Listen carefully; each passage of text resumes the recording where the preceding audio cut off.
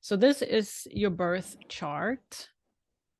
But there are a couple of things I want to just point out before we go through the themes and also your soul origin. Now, you have a lot of numerology in your chart already. You've noticed that before, I hope. I've had a numerology reading, and Of your I chart. still have my books from that, and I still have my old chart. Yeah.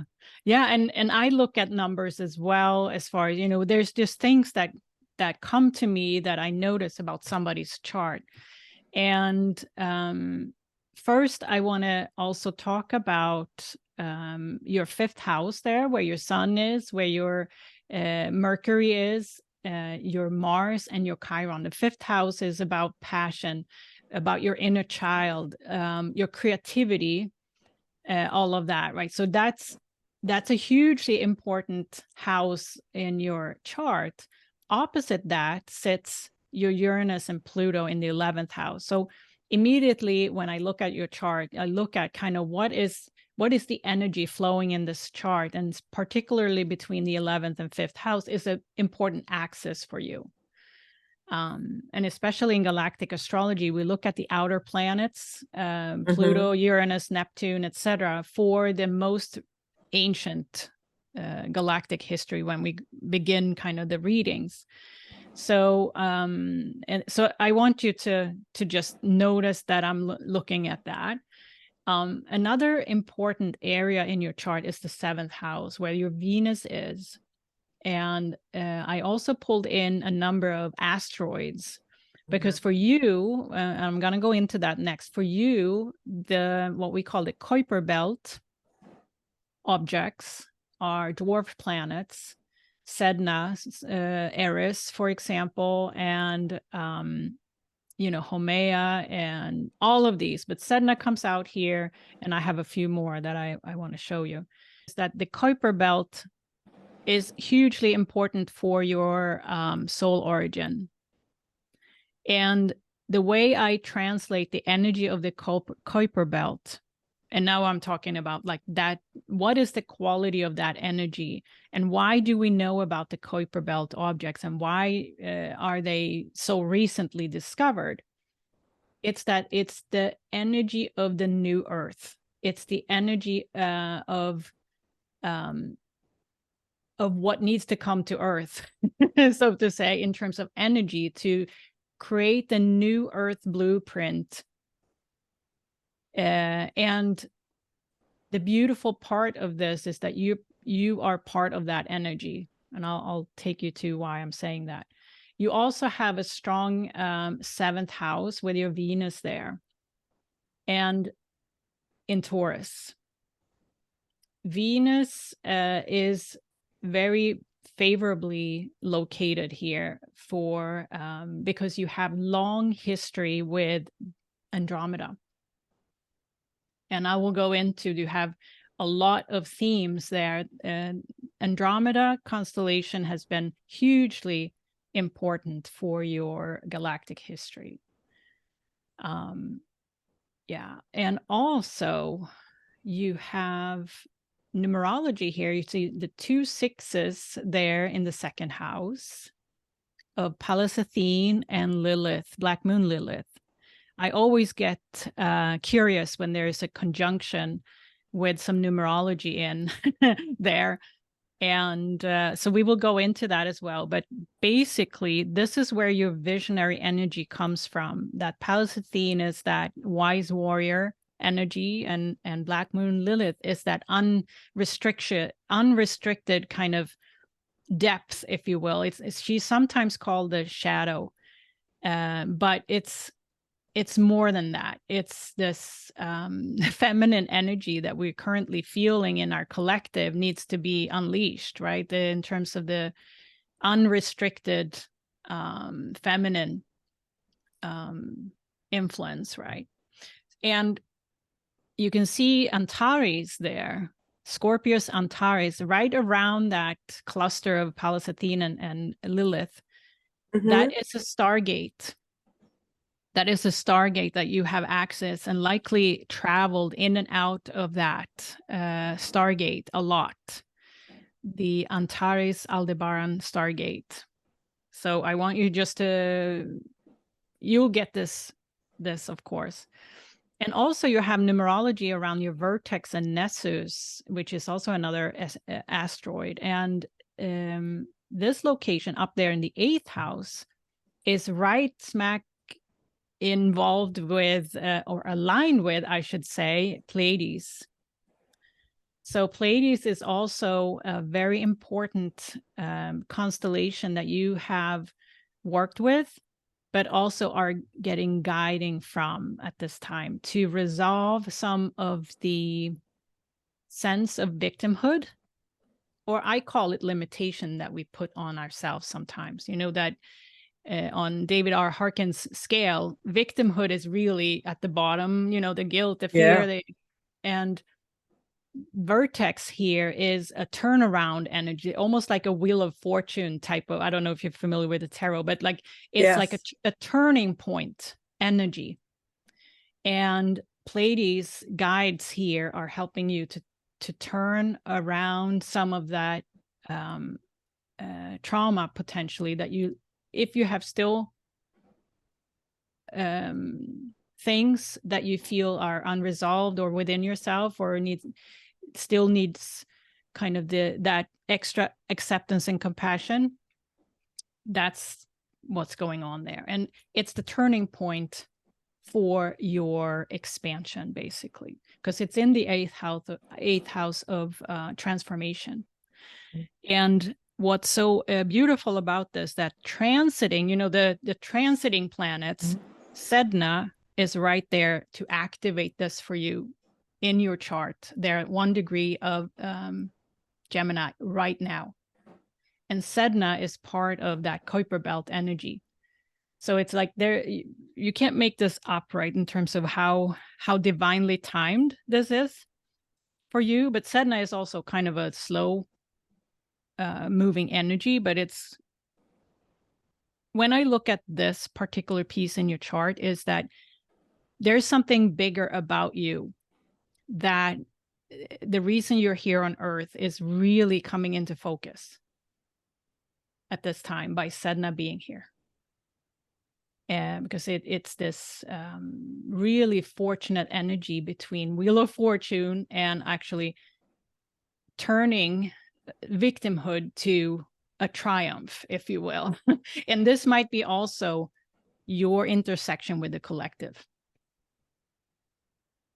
That meaning intersection with the collective, meaning there's a lot of us on this same path. Yes, but also your desire that comes from your within, in terms of what the collective needs. Yeah, because you are also, I looked at, and now I'm kind of going a little bit everywhere, but I want you to try to follow me here. Your human design is of a manifestor. Yeah.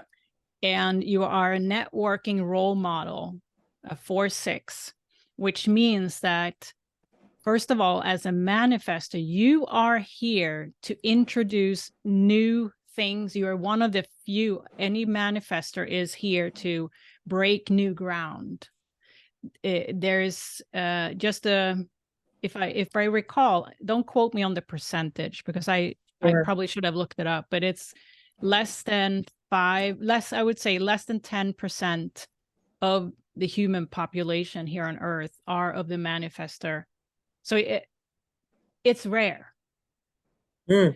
So you are one of the souls that can actually bring something completely new for Earth. New for Earth, not new for you, because you know all of this already. You're bringing it here, but new for Earth. You are one of the energy designs that can actually introduce something new to Earth, new to this human collective.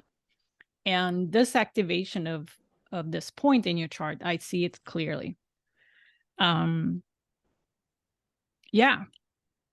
So there's much more to say about this chart, but let's move in now to your soul origin, because that's where we start, where your soul was originated. And you may have seen, I don't know if you've seen this before, but it's it's a way to kind of locate the Kuiper Belt as opposed to the asteroid belt. You see the sun, moon, all the personal planets, if you will, and then Jupiter, Uranus, Neptune. So the Kuiper Belt is located outside the orbit of Pluto and Neptune. I see it. Awesome. And your soul was originated here in I should, did I put the I'm name? born in the Kuiper Belt or Kuiper Belt. Yes, and particularly the asteroid or dwarf planet Makemake. Oh, cool. Yes, and it's such a cool I was like, oh, I'm so excited.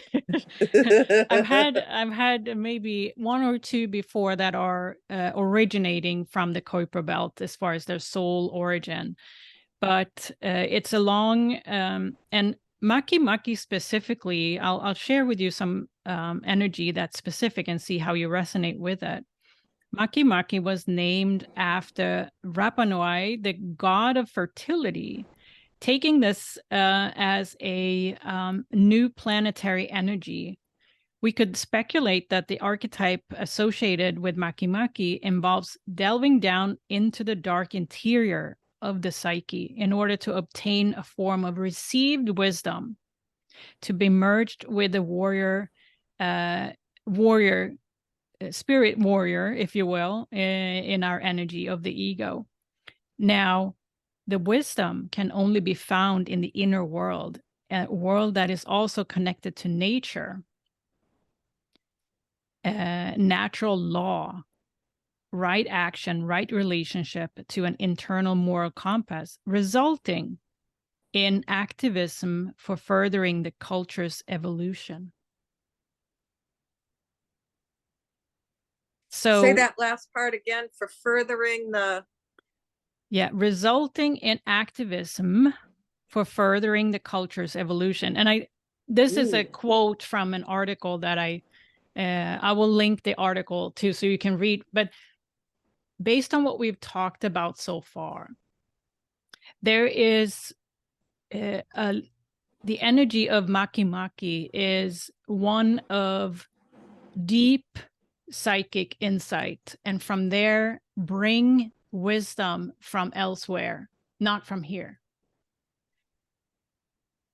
And connecting that with nature, which is, nature is part of the all, right? That flowing energy that is never going away. So nature and the connection to the natural process is hugely important for the energy of Makemake.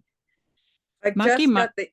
Oh, yeah. I'm sorry. Yeah, go ahead. Go ahead. I just got the image of the magician card with the divining rod coming from above into the ground, right? Taking that and making it real.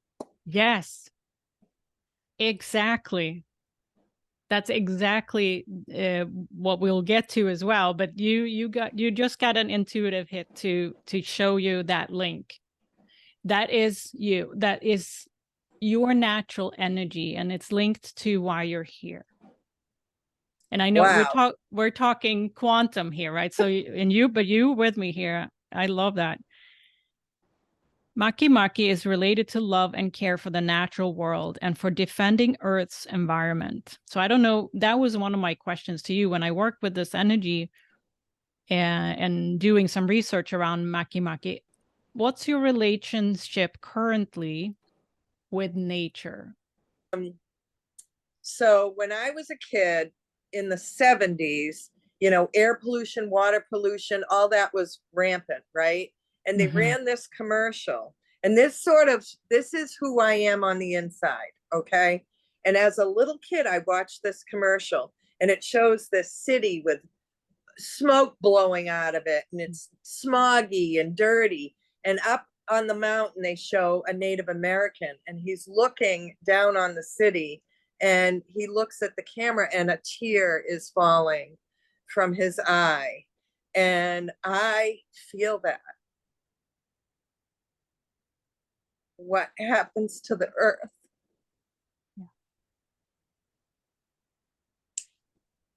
what happens to animals, what happens to environments. Yes. It's really hard to be here. Remember when I said that? Really hard to be here. Yes. And you're connecting with that energy now because you are of that energy that can relate to all of this, because you know what you felt right now. Mm-hmm. Yeah.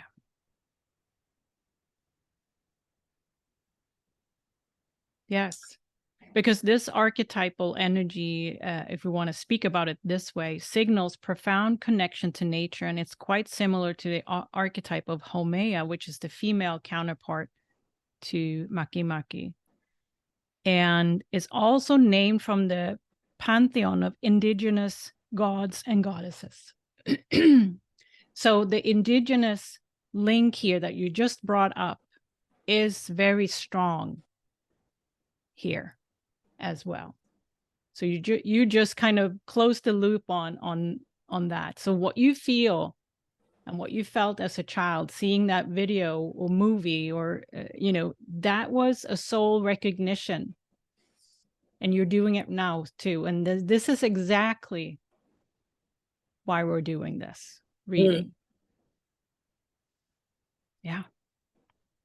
Show you where Makemake is located in your chart, because that's might be interesting to know. And Makemake, believe it or not, is linked to the top of your chart. Midheaven. Midheaven. Your soul origin is shown there. And which means also, the way I translate that your soul origin, you are also here to make a legacy from, so to say, or you are here to highlight that in some shape or form. What we just talked about, your connection to what you felt was your truth. This is showing kind of the 10th house is your legacy, your career in some cases, but I love the word legacy in the 10th house, because that is so much more than just work and career. About nature, earth, environmentalism.